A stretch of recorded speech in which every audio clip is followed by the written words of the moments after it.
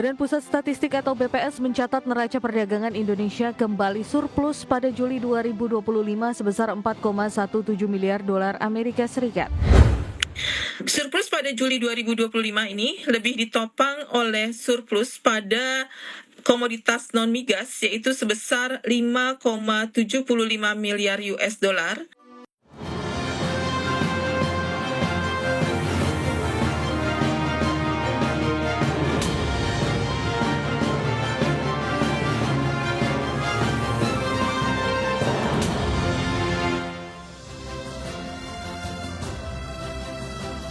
Ya, halo pemirsa, apa kabar Anda hari ini? Langsung dari studio IDX Channel Jakarta, saya Prasetyo Wibowo kembali hadir dalam Market Review, program yang mengupas isu-isu yang menjadi penggerak ekonomi di tanah air. Live streaming kami bisa Anda saksikan juga di idxchannel.com dan langsung saja kita mulai Market Review selengkapnya.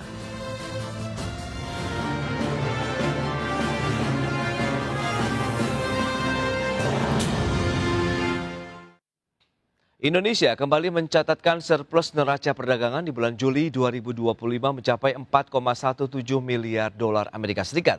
Kinerja sektor non-migas masih menjadi penopang surplus yang telah berlangsung selama 63 bulan beruntun.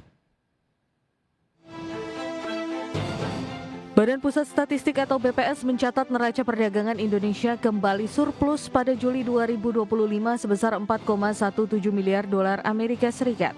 Angka tersebut lebih tinggi dibandingkan Juni 2025 yang mencapai 4,11 miliar dolar.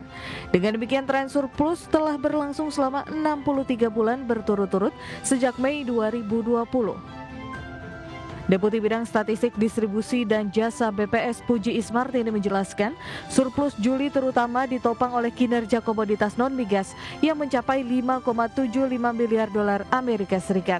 Kontributor utama surplus berasal dari lemak dan minyak hewan nabati, bahan bakar mineral, serta besi dan baja. Namun di sisi lain, neraca perdagangan migas masih mencatat defisit 1,58 miliar dolar yang berasal dari net impor minyak mentah. Pada Juli 2025, neraca perdagangan barang tercatat surplus sebesar 4,17 miliar US dollar.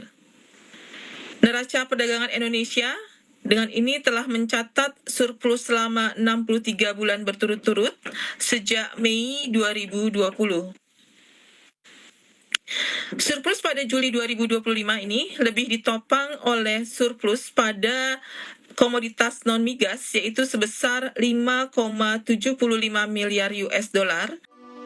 Secara kumulatif, neraca perdagangan Indonesia sepanjang Januari hingga Juli 2025 tetap mencatatkan surplus sebesar 23,65 miliar dolar. Surplus tersebut disumbang oleh komoditas non-migas dengan nilai 34,6 miliar dolar, sementara komoditas migas masih mengalami defisit hingga 10,41 miliar dolar. Jakarta, Raharjo Patmo, IDX Channel.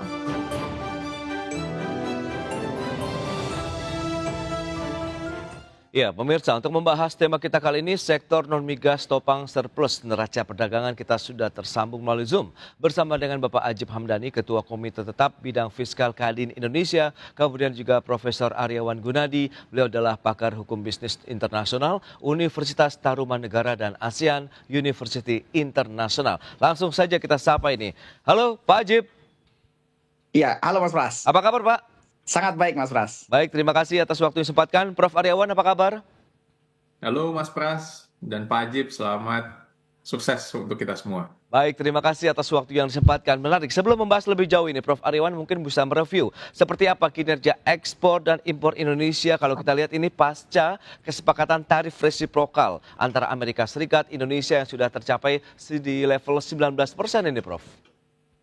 Iya, Mas Pras dan pemirsa IDX TV, bahwa kalau kita lihat di tengah situasi kemarin ya, untungnya Indonesia sudah bisa melewati beberapa fase yang ada, sampai sedikit banyak kita melihat eskalasi tarif war antara beberapa negara, terutama yang dikenakan oleh Amerika Serikat. Dan 7 Agustus 2025, Amerika Serikat resmi mengenakan tarif sekitar 19% pada barang impor Indonesia. Dan ini tentunya kita harus melakukan setting up dalam strategi untuk memaksimalkan kinerja ekspor baik migas dan non-migas. dampak awal diperkirakan memang ini akan menekan ekspor Indonesia ke Amerika Serikat hingga 5 sampai dengan 10% prediksinya di paruh kedua 2025. Nah, sejumlah industri padat karya seperti tekstil, lalu juga yang berkaitan dengan alas kaki, elektronik, memang terancam untuk melemah, tetapi saya lihat pemerintah sudah melakukan satu upaya untuk bisa melakukan negosiasi agar komoditas yang sifatnya non-produksi Amerika Serikat dikenai tarif yang lebih rendah. Tentu kita lihat bahwa semaksimal mungkin renegosiasi yang kita lakukan akan bisa berlangsung lebih baik. Karena kalau kita lihat kan Trump kan membuka ruang untuk kita melakukan renegosiasi beberapa produk yang ada. Dan hingga Juli 2025 kalau kita lihat sebelum tarif berlaku, ekspor RI di data saya masih cukup kencang, sekitar lebih kurang 9,86% untuk year to year-nya. Dan pemerintah memang memanfaatkan mekanisme yang ada di WTO atau FTA agreement seperti RCEP dan SEPA dan juga insentif fiskal dalam kaitan mengurangi beban tarif dan memperlancar pasar ekspor kita sehingga kita bisa bersaing di pasar global. Begitu Mas Pras. Baik, Prof. Nah, dari Kadin sendiri melihat bagaimana dengan surplus neraca perdagangan di bulan Juli yang kembali mencetak sekitar 4,17 miliar dolar Amerika dibandingkan dengan Juni. Nah, apakah sudah sesuai dengan proyeksi maupun konsensus dari pelaku usaha sendiri nih, Pak Ajib? Ya, dunia usaha tentunya cukup optimis melihat bagaimana perkembangan-perkembangan yang ada, terutama di sepanjang tahun 2025 ini, Mas Pras. Dan bahkan kalau kita lihat betul tadi yang Mas Pras sampaikan bahwa bagaimana selama 63 bulan berturut-turut neraca dagang kita itu bisa bersifat surplus. Karena kalau kita ingat, terakhir kita defisit itu pada awal-awal pandemi, pada bulan Maret, April 2020. Selepas itu pun pada bulan Mei 2020 sampai dengan sekarang kita mengalami surplus neraca dagang. Artinya kemudian dunia usaha melihat bahwa selisih ekspor impor ini menjadi salah satu penopang dari pertumbuhan ekonomi kita. Makanya kenapa kita bisa sustain. Dan bahkan sepanjang tahun 2025 ini harapan kita bisa kembali tumbuh di atas 5%. Yang salah satunya tentunya harapannya bisa ditopang oleh selisih ekspor impor. Sehingga kemudian menjadi PR selanjutnya Mas Pras, bagaimana kemudian bahkan di sisa semester kedua di tahun 2025 ini harusnya bisa kita lebih optimalkan. Kita masih melihat dua potensi yang baik dalam konteks geoekonomi global. Satu dalam konteks tarif Trump. Tadi Prof sudah menyampaikan bahwa tarif Trump ini akan membuat bagaimana peta ekspor impor kita sedikit berubah. Memang betul Prof, karena kira-kira ekspor kita ke Amerika itu berkontribusi sekitar 10% dari nilai transaksi global kita. Berarti artinya itu sekitar 2% dari seluruh total produk domestik bruto kita. Sebuah angka yang cukup signifikan. Tapi kalau kita lihat Mas Pras dan kalau kita lihat Prof, bahwa komoditas-komoditas unggulan yang kita ekspor ke Amerika, competitiveness-nya kita itu adalah dengan negara-negara seperti Vietnam dan Thailand yang notabene tarif ekspor mereka ke Amerika juga lebih tinggi, bahkan mencapai 20%. Artinya dalam konteks competitiveness atas komoditas-komoditas unggulan kita ekspor ke Amerika, saya pikir ini tidak akan mengalami perubahan yang cukup signifikan. Dan bahkan kita cukup optimis bagaimana ekspor kita akan terus mengalami eskalasi dan bagaimana, karena sekali lagi kalau kita lihat tadi juga Prof menyampaikan bahwa komoditas-komoditas kita kan atas tekstil, atas alas kaki, dan produk turunannya. Sehingga itu adalah komoditas yang sangat menyerap tenaga kerja di Indonesia. Efeknya adalah multiplier-nya terhadap job creation. Ini yang menjadi harapan kita. Jadi poin pertama adalah justru tarif Trump ini menjadi sebuah opportunity dalam konteks geoekonomi secara global. Poin kedua adalah tentang bagaimana Indonesia sedang mengeskalasi adanya Indonesia Uni Eropa Economic Agreement atau EU-SEPA. Tadi juga sudah dimention oleh Prof. Karena harapan kita begini Mas Pras, ketika EU-SEPA sudah betul-betul bisa menjadi free trade agreement, maka keunggulan buat Indonesia itu ada dua. Satu, berbicara masalah orientasi ekspor ke negara Uni Eropa, dan yang kedua investasi juga akan masuk ke Indonesia. Karena kalau kita lihat Mas Pras bahwa dalam sepanjang tahun 2025 ini, dari bulan Januari sampai dengan bulan Juni kemarin, selama 2 kuartal, 5 negara besar yang mendatangkan investasi paling tinggi itu tidak ada satupun dari Eropa. Padahal Eropa itu kan dalam konteks capital mereka juga cukup surplus. Dan Indonesia menawarkan demand yang cukup luar biasa maupun usaha yang cukup luar biasa sebagai bagian emerging country. Sehingga apa? Dalam konteks ekonomi Indonesia ini sangat menarik buat dunia Eropa. Tapi kemudian ketika tidak ada free trade agreement, yang harapan kita ini bisa kita eskalasi dari adanya EU SEPA di awal. EU SEPA ini udah hampir 10 tahun kita inisiasi sejak tahun 2016. Sehingga kemudian ketika sudah ada free trade agreement antara Indonesia dengan Uni Eropa, maka harapan kita investasinya bisa naik dan juga mendiversifikasi ekspor. Sehingga orientasi ekspor kita bukan sekedar China, bukan sekedar Amerika, tapi Baik. juga bisa terbuka pasar lebih luas di Eropa. Kira-kira demikian Mas Pras. Baik Pak Ajib, nah kita kan lihat seperti apa trigger begitu kenapa kita masih menjalani surplus. Apakah kondisi global ini juga semakin membaik begitu kondisinya, kita akan bahas lebih jauh di segmen berikutnya. Kita akan jeda sebentar Prof. Ariwan dan juga Pak Ajib, dan pemirsa tetaplah bersama kami.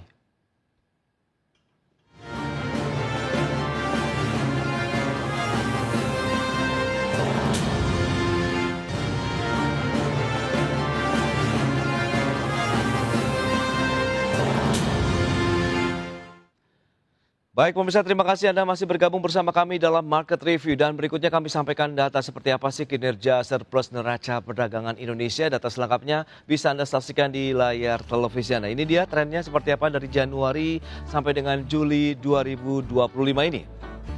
Ya, tercatat 3,45 miliar dolar Amerika, kemudian sempat mencapai di level 4,33 miliar dolar Amerika pada bulan Maret. Kemudian ada turun sampai dengan 0,16 miliar di bulan April 2025. Namun kembali lagi mengalami kenaikan rebound sampai dengan 4,3 miliar dolar Amerika dan bertahan terus di level 4 miliaran dolar sampai dengan bulan Juli 4,17 miliar dolar Amerika Serikat. Dan selanjutnya kita akan cermati data terkait dengan neraca perdagangan non-migas. Ini dia, kita akan lihat pergerakannya di Januari dan Juli, itu periode untuk neraca perdagangan non-migas. Di mana di tahun 2025 tercatat 34,06 miliar dolar, ada kenaikan sekitar 5,57 miliar dolar dibandingkan dengan periode Januari-Juli 2024 di level 28,49 miliar dolar Amerika Serikat. Dan berikutnya kita akan cermati terkait dengan defisit neraca perdagangan migas kita. Ya, seperti yang bisa Anda saksikan di layar televisi Anda, kita lihat Januari-Juli 2024 itu 12,24 miliar dolar. Kemudian Januari-Juli 2025 ada perbaikan menjadi 10,41 miliar dolar Amerika Serikat. Defisit neraca perdagangan dari sektor non-migas kita jadi 1,83 miliar dolar Amerika Serikat. Dan berikutnya kita akan cermati bagaimana dengan negara penyumbang surplus. Ini dia untuk neraca perdagangan kita. Ada Amerika Serikat. Kita lihat dari sisi surplusnya 12,13 miliar dolar. Kemudian India dan Filipina. Itu dia negara-negara penyumbang surplus neraca perdagangan Indonesia dengan periode Januari sampai dengan Juli 2025. Baik, kita akan lanjutkan kembali perbincangan bersama dengan Profesor Aryawan Gunadi, pakar hukum bisnis dan internasional dari Universitas Tarumanegara dan ASEAN University International, kemudian Pak Ajib Hamdani, Ketua Komite Tetap Bidang Fiskal Kadin Indonesia. Baik, dengan beberapa data dan informasi yang disampaikan Prof. Aryawan, Anda melihat seperti apa? Apakah memang karena ditopang juga triggernya kondisi dari geopolitik, geoekonomi yang semakin membaik karena sudah ada beberapa kesepakatan ya tarif resiprokal antara Amerika Serikat dengan banyak negara begitu Prof? Iya, jadi memang kalau dilihat Mas Pras, tarif resiprokal ini kan memang memiliki dampak. Nature-nya memang free flow barang dan jasa, kan kita harapkan hambatan tarif tadi seperti yang Pak Ajib sudah jelaskan. Kalau bisa itu kan memang tarifnya itu bisa turun hingga sampai serendah mungkin sehingga alur flow perdagangan barang dan jasa itu bisa semakin lebih baik antar negara. Nah, memang sekarang kan fenomenanya agak berbeda gitu ya. Jadi begitu Trump mengenakan tarif, one to one masing-masing negara melakukan negotiate dengan negara yang seperti Amerika Serikat. Jadi artinya kontrolernya itu memang ada di negara yang memiliki kekuatan atau power. Contohnya ketika Sekretaris Partai Komunis Vietnam dikenakan tarif, Lotam ya waktu itu ya. Kebetulan pas di Indonesia kami sempat bertemu, melakukan negosiasi langsung dengan Trump dan sehingga diturunkan tarifnya. Indonesia pun begitu dan beberapa negara pun juga seperti itu. Nah, ini yang kita berharap peran dari ASEAN itu semakin penting untuk melakukan negosiasi tarif yang ada. Tetapi kita juga harus bersyukur bahwa kinerja neraca perdagangan di Juli ini kan kembali cetak surplus ya, sekitar USD 4,17 miliar. Yang notabene ini lebih tinggi dibandingkan dengan Juni 2024 di USD 4,10 miliar dolar di catatan saya. Dan ini memang hasil ini memang menjadi sesuai dengan prediksi ya, artinya berkaitan dengan keberlanjutan proyeksi yang memang sudah dilakukan, terutama berkaitan dengan ekspor non migas yang kuat. Dan mudah-mudahan surplus ini menjadi sinyal positif bagi ketahanan eksternal dan bisa memperkuat proyeksi bahwa Indonesia akan terus mencatat surplus yang lebih baik untuk kedepannya. Demikian, Mas. Baik, nah dengan kondisi seperti saat ini, ekspektasi kalau bicara mengenai kondisi geopolitik, geoekonomi yang semakin membaik, Anda melihat bagaimana dengan ya tadi beberapa negara tujuan ekspor kita masih ada dari Amerika Serikat, kemudian juga India dan Filipina. Nah, Prof sendiri melihat apakah Indonesia masih mengandalkan negara-negara tujuan ekspor tradisional kita begitu atau memang ini adalah bisnis as usual saja sambil kita mencari diversifikasi negara tujuan ekspor begitu nih, Prof? Iya, ini kan Pak Presiden sedang ada di Tiongkok ya, baru tiba. Dan kalau kita rilis di media hari ini kan bertemu dengan Xi Jinping, Ya. lalu Putin, lalu juga ada Kim Jong-un. Karena memang Indonesia memiliki satu kesepakatan banyak kerjasama dengan Tiongkok juga. Artinya tidak hanya mengandalkan dari Amerika Serikat yang juga memang menjadi mitra, India dan yang lain-lainnya, Eropa dan sebagainya. Oke. Artinya memang kita perlu memperluas akses pasar lewat percepatan banyak perjanjian dagang yang tadi saya bilang dengan FTA-nya SEPA, lalu juga yang berkaitan dengan RCEP, ya kan, yang berkaitan dengan negara-negara lain. Nah, tentu kita memperluas itu karena kita banyak mengikat FTA dengan beberapa negara yang lainnya.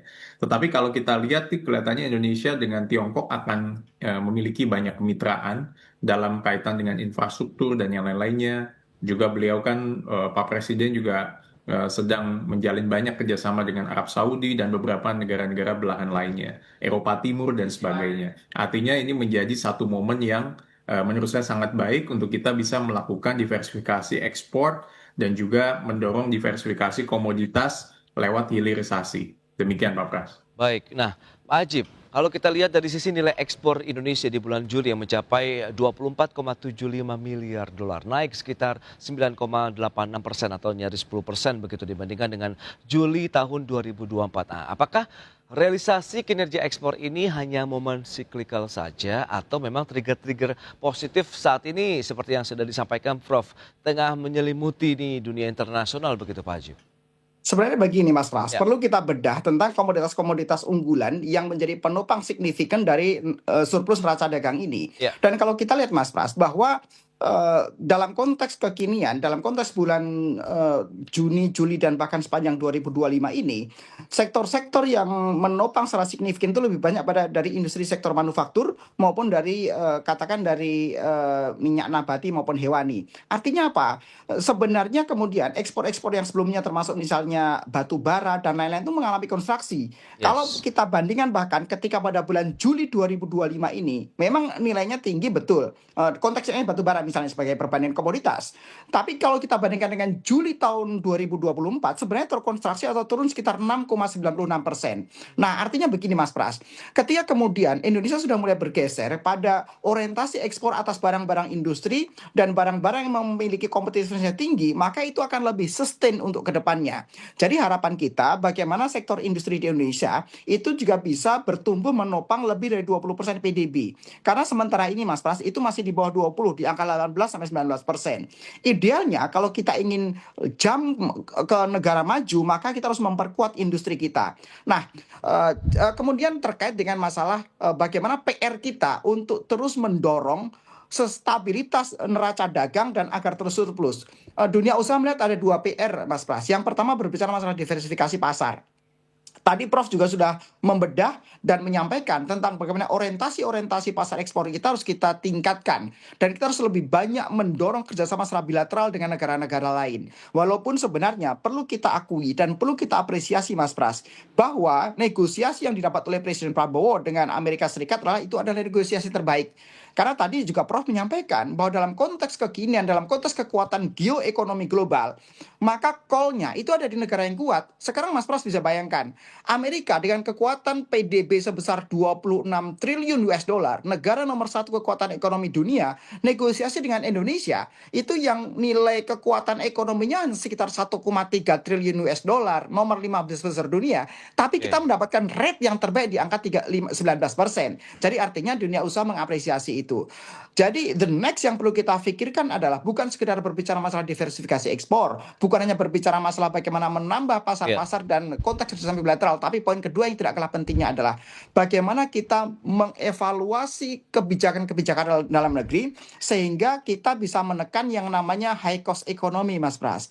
Karena PR kita dengan negara lain sudah selesai dalam konteks kesepakatan Indonesia dengan Amerika. Konteks kita tinggal menambah secara bilateral kalau konteks ingin diversifikasi ekspor. Tapi pertanyaan yang tidak kalah pentingnya adalah bagaimana program-program pemerintah, bagaimana extra effort pemerintah, bagaimana insentif baik dalam bentuk fiskal, moneter maupun regulasi-regulasi yang lain, sehingga bisa menekan dan menjadi low cost ekonomi. Baik. Kalau kiblat kita ke China sebagai trendsetter sebuah dunia industri, kenapa mereka bisa mempunyai kompetitivitas luar biasa? Karena mereka melakukan regulatory downstreaming yang begitu luar biasa dan mendorong industri manufaktur dengan baik. Harapan kita Mas Pras adalah PR kedua setelah berbicara diversifikasi ekspor, pemerintah bisa mendorong extra effort regulasi-regulasi yang bisa menekan dan mendorong low cost ekonomi. Demikian Mas Pras. Baik, dan apakah kita lihat ke depan juga ya, Pak Ajib dan juga Prof. Aryawan, ekspor non migas ini masih menjadi paling tidak ujung tombak begitu untuk bisa menopang surplus neraca perdagangan kita atau tidak? Begitu kita akan bahas lagi di segmen berikutnya. Kita akan jeda sebentar dan pemirsa tetaplah bersama kami.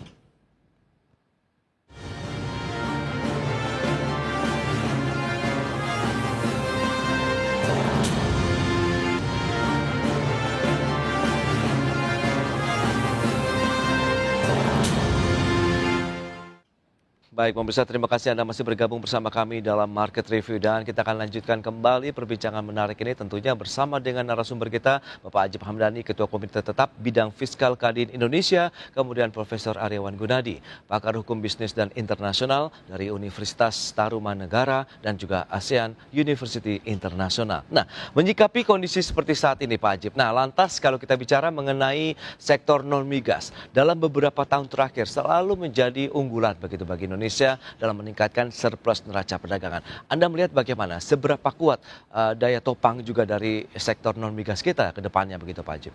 Justru ini harus kita pertahankan dan kita tingkatkan Mas Pras, karena yang kita harapkan daripada sekedar selisih ekspor impor kita dengan negara lain adalah berbicara masalah multiplier effect. Problem dari emerging country, problem dari Indonesia itu adalah salah satunya berbicara masalah job creation.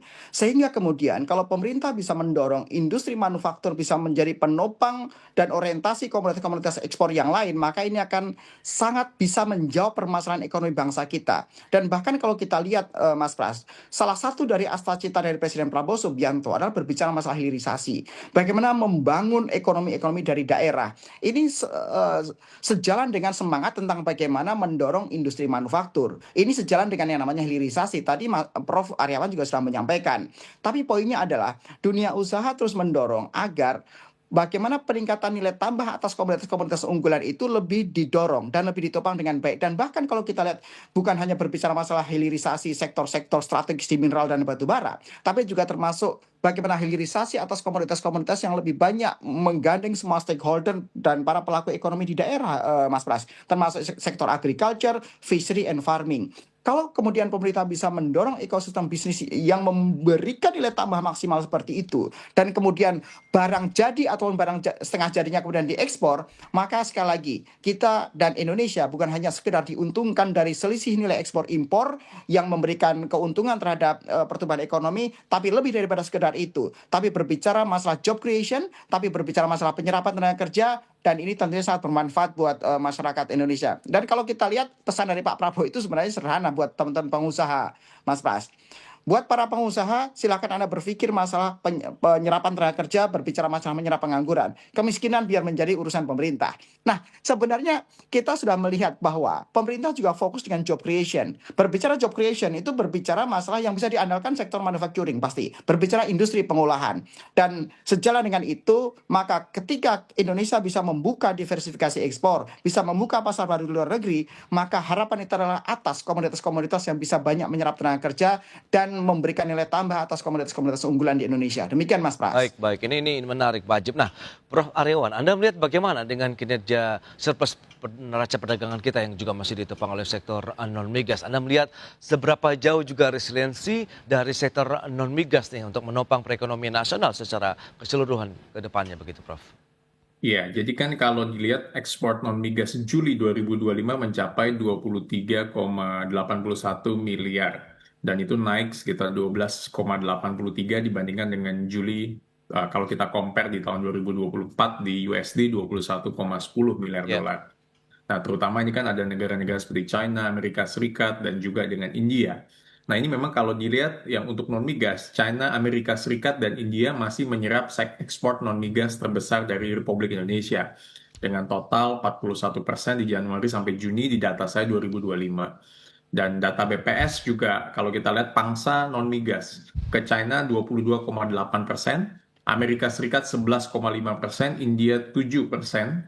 Dan ini artinya memang Indonesia masih mengandalkan pasar tradisional. Tapi saya yakin pemerintah tadi sudah di-underline juga oleh Pak Ajib, Pak Prabowo sudah melihat urusan kemiskinan itu yang menjadi urusan daripada pemerintah, juga hal-hal yang menyangkut urgensi dan beberapa program pemerintah itu akan ditangani, dan pemerintah dan pelaku usaha aktif juga akan harapannya bisa menembus pasar baru, yaitu ekspor ke Asia Tengah, Afrika Barat, Timur, dan juga beberapa negara Amerika Latin.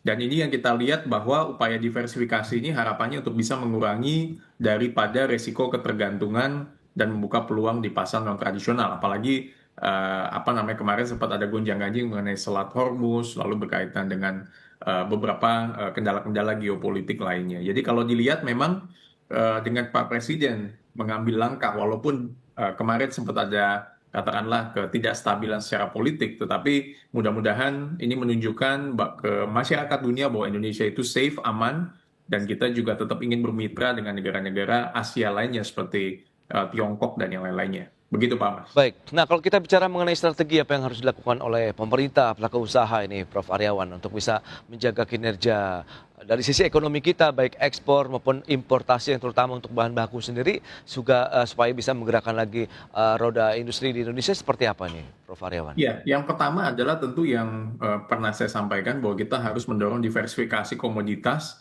melalui hilirisasi dan ini menjadi penting untuk menambah nilai ekspor kita. Dan juga kebijakan hilirisasi untuk menambah nilai tumbuh ekspor dan melakukan diversifikasi ke pasar non-tradisional seperti Afrika maupun negara-negara lainnya. Yang kedua adalah akses pasar melalui percepatan perjanjian dagang yang tadi, CEPA, RCEP, Indonesia dengan Uni Eropa, dan juga ke negara-negara lainnya, karena FTA kita cukup banyak juga. Yang ketiga, Indonesia sudah memperkenalkan beberapa instrumen hukum seperti Sekuritas Falas Bank Indonesia atau SVBI, dan ini juga memang penting untuk kita bisa untuk menjaga stabilitas nilai tukar rupiah. Dan yang keempat adalah untuk import kita memperkuat TKDN pastinya, tingkat komponen dalam negeri ini menjadi penting, dan insentif fiskal seperti tax allowance, tax holiday. Nah ini juga pembebasan biaya masuk, tarif dan sebagainya ini juga menjadi penting. Yang keempat juga berkaitan dengan meningkatkan penyederhanaan prosedur untuk ekspor dan import. Saya rasa pemerintah melalui Kadinpu juga sudah banyak mendorong ya, artinya program-program yang sangat baik untuk mendukung pemerintah dalam kaitannya dengan percepatan program-program pemerintah yang ada dan memangkas prosedur yang menghambat investasi asing masuk untuk ke kita. Termasuk juga kita juga harus melihat bahwa kesepakatan dengan Amerika dan China ini menjadi penting untuk menjadi andalan untuk kita ke depannya, terutama penurunan tarif harus terus dijajaki oleh Indonesia. Demikian Pak Pras. Baik, itu dia beberapa strategi yang sudah disampaikan oleh Prof. Aryawan. Sementara dari Kadin sendiri meminta bahwa harus ada penguatan, optimalisasi kalau kita bicara mengenai sektor non-migas Indonesia sehingga bisa menopang lagi kinerja ekspor, meningkatkan devisa, kemudian mendorong juga roda perekonomian di dalam negeri dan tentunya adalah upaya untuk menciptakan lapangan kerja bagi masyarakat luas di Indonesia. Baik, Prof. Aryawan, Pak Ajib, sayang sekali waktu terbatas. Terima kasih banyak atas informasi, update dan juga insight yang sudah Anda sampaikan kepada pemirsa pada hari ini. Selamat melanjutkan aktivitas Anda kembali. Salam sehat, sampai berjumpa kembali. Prof. Aryawan, Pak Ajib, terima kasih. Terima kasih Mas Pras, Ya. terima kasih Prof. Sampai ketemu. Pak Pras, Pak Ajib. Baik pemirsa, jangan beranjak dari tempat Anda, kami masih akan kembali dengan tema menarik lainnya terkait dengan optimalisasi penerimaan negara tanpa kenaikan pajak di tahun 2026. Market Review segera kembali.